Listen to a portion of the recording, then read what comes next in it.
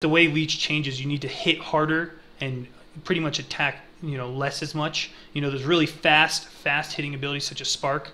Life Leech really gimp you on. However, I still think casters are stronger because they're getting more damage, so Life Leech will provide them more. I do agree in crit-based builds you're going to need Vaal Pack. It's just like one of the cookie cutters, It just makes sense to do. What do you think, Colby? Yeah, it's kind of unfortunate. Like self-casting casters are pretty much in a bad spot, just due to reflect in general. Due to that, right there, you normally would have to go for super high CI with Bell Pact and things like that. So now you're kind of forced to go totems, but then they nerf totems.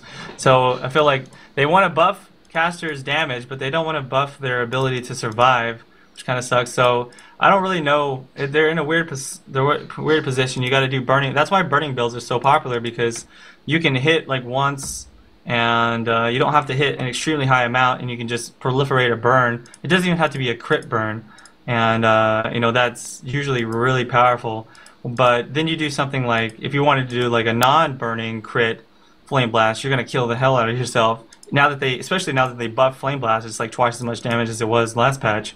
And Storm Call is so hard to use for that reason too. It's one shot yourself in that sense. So pretty much the only thing you're left with is you have to get a lot of spell block and high resist. So that's pretty much where you're left at, and just rely on that rather than leeching your life back. So maybe that's what they want you to do. They want you to rely on high amounts, and they also moved up that elemental adaptation closer to the caster tree. So they're saying, hey, casters are the ones who need this. Take this point, get your purities going, and use that to survive rather than trying to use Vaal Pact, Life Leech, and all that stuff. They moved Vaal Pact to more of a life-based ability rather than a CI ability. So I think that's what they want to go for. They want to discourage casters from trying to rely on Life Leech. So that's my thought on that. There's also the option, people always forget about the elemental resist flasks. They're there for a reason. Use them. If you know you're playing a Flame Blast build, pop that sucker. Get as much fire resistance as you can before Flame Blasting a huge pack of with elemental reflect. All right, what's the next question we got here? We got it's I can't see his name very well. It's green, but Famine. for Lola says, do you guys see them nerfing or buffing any of the invasion bosses in particular? I'll kick that question off. Honestly, I don't feel like any of the outside bosses need nerfs. I do think at Siri, I think there will be a nerf to the zone or to the bosses in general, because when they see the lack of invasion characters even attempting, or I mean we've seen those videos and they're crazy. Even with godly gear, they're quite devastating, and because of the damage boost and the amount of currency and time it's going to take to even get an invasion character capable of taking them down, I think that we will see nerfs to those bosses, just in their damage numbers, not necessarily their speed or their mechanics. But honestly, I feel like all the bosses are in a good spot, with maybe exception of one, like the Rain of Arrows guy. That guy, just, I don't even know if it's Rain of Arrows, it's just like an ice Rain of Titties and Rain of Arrows. Yeah, both that pretty powerful. thing just completely obliterates. Some of their attack speeds are quite fast, so it really will be a devastating affix if you get turbo, or bosses deal damage and haste. Those things I would avoid on map mods, like crazy, because of the fact of running into the boss that are just gonna, they're already fast enough, and to give them frenzy, that's just gonna make it like instant log out, and you're lucky if you're alive when you log out. Yeah, there are some bosses that are underwhelming, and I do expect them to get buffed. I hope they do, make it more of a challenge. But there are definitely bosses where you're just like, nope, and you just run away, you just run right by them. Just to piggyback that, I think it's a good idea to have a varying degree of bosses, like bosses that are easy to take down, bosses that are extremely hard. However, the reward needs to be differentiated. Like those easy bosses, they need to drop the loot that they're currently dropping, and those harder bosses need to drop like 10 to 12 rares. Those are quite a feat if you're equipped to handle it. Yeah, like why can't we get ambush mods on the invasion bosses? Yeah. That's what I want to see. Like a random ambush mod on an invasion boss would have been freaking sweet. At least a chance of Yes. inner treasure. The fact that you can Yeah. get That's an a inner good treasure question. rare. Cool. Before we go into the next one, I must admit that gigantic skeleton. What's his name? Someone chime in. All Sakati. That guy needs Yeah. to have his own graphic, and he Yeah. trucks. He's just ridiculous because you don't know when he's there. Oh well, I just died because I thought. But it was at a the normal same white time, mob. you can, like, I was kind of in the same thing. But at the same time, you can just like respect every single giant skeleton. Take that extra time to identify.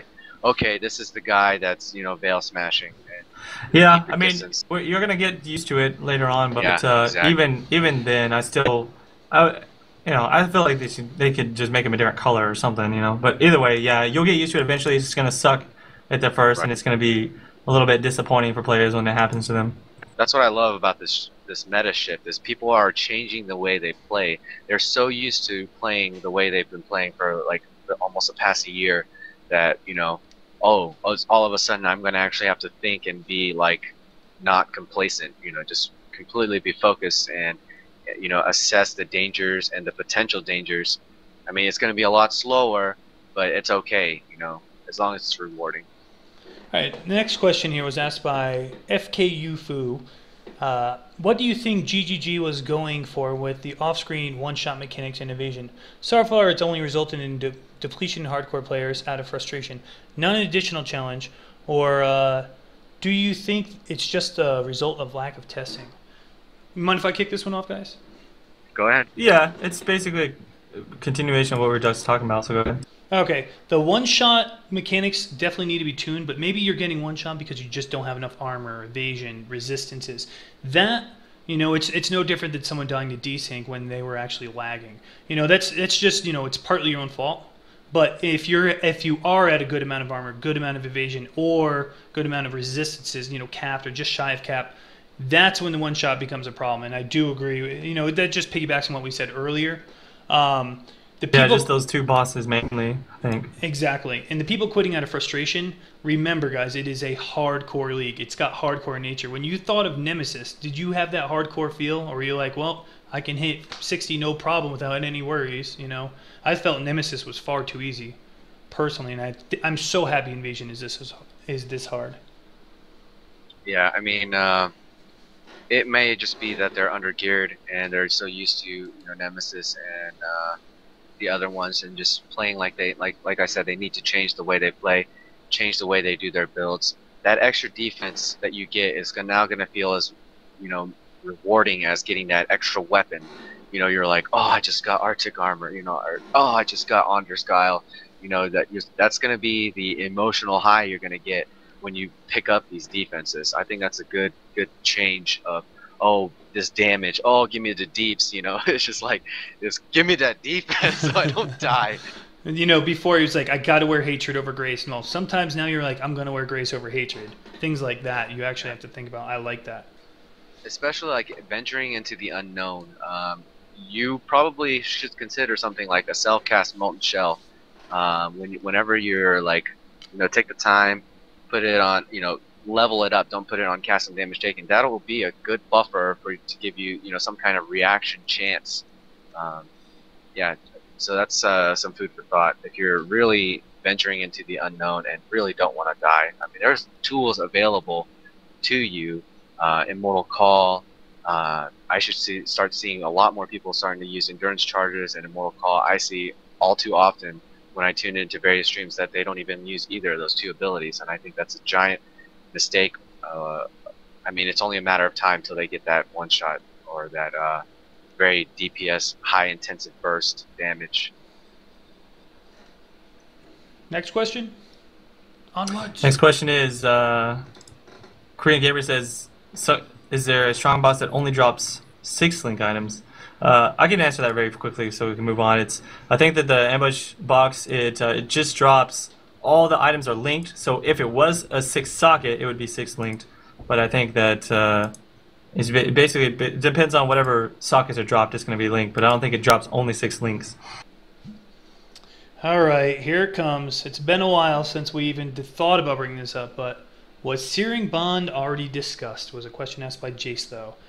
Personally, this podcast is about the meta of the game, not the main skill being used. Long story short, the skill gem is, yes, it's overpowered, but also the hype of the gem, all of the people broadcasting it is just making it that much more effective. However, late game, Searing Bond starts to fall off. That's my personal opinion. I will never, ever follow like a standard cookie cutter flavor of the month build because, I've done it before and then it gets nerfed. And then you're stuck with that character and you have to reroll. I'll weigh on this. Personally, I think Searing Bond, while it's a very good leveling tool, it's just a shift in the meta again. Like last 4 months we saw a path of Spectral Throw. It's one thing after the other. People are going to do what's best to level, and they'll phase out into their other builds. So whether it be Searing Bond, it'll be another ability that everyone agrees, okay, this is the next best thing. Exactly. So it's not in a bad position for that Searing Bond is the dominant leveling tool. I mean, last league it was Spectral Throw. So honestly, the versatility, we can make that judgment later on. There are very good drawbacks to Searing Bond. Number one is being able to AoE like fire resistant or elemental resistant, being in a group setting where Searing Bond does not stack.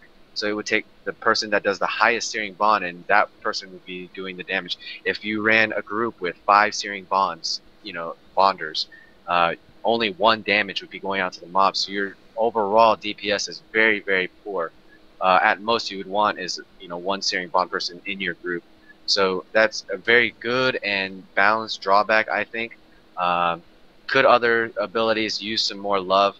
Yes, but if the league ends up being Path of Searing Bond, then that's when they can end up making that decision. It's too early on to make that kind of call.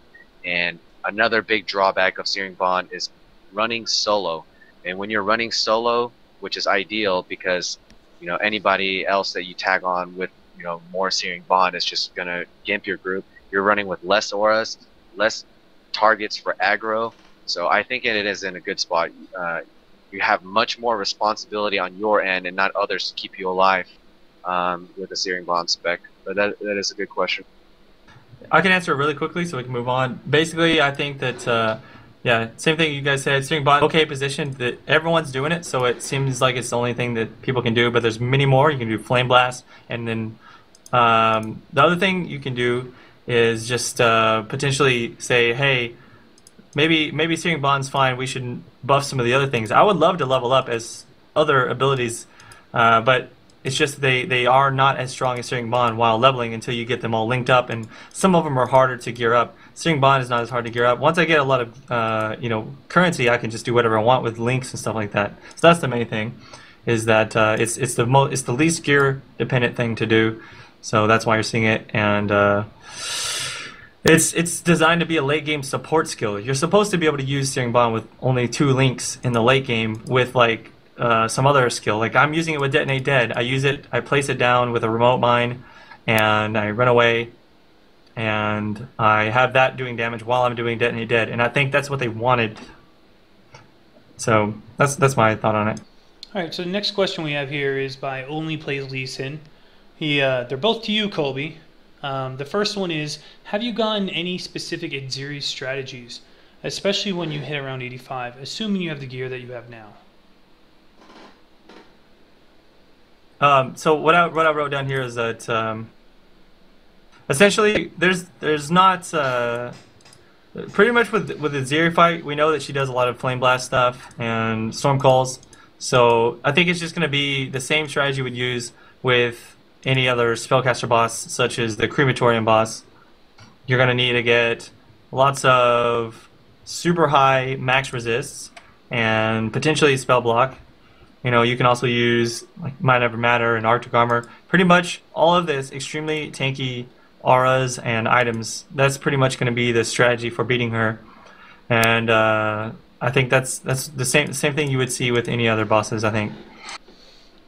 The other question he asked you is, how do you think the patch will affect races? Will the meta change, or will we see the regular Leap Slam Special Throw meta? As far as races are concerned, I would love to talk a lot about races, but we haven't even seen the new race season. We don't know what the new signature race is, or if they're adding new race things. Like, they added Descent Champions for the last 4 months. They may add more cool stuff to this one. So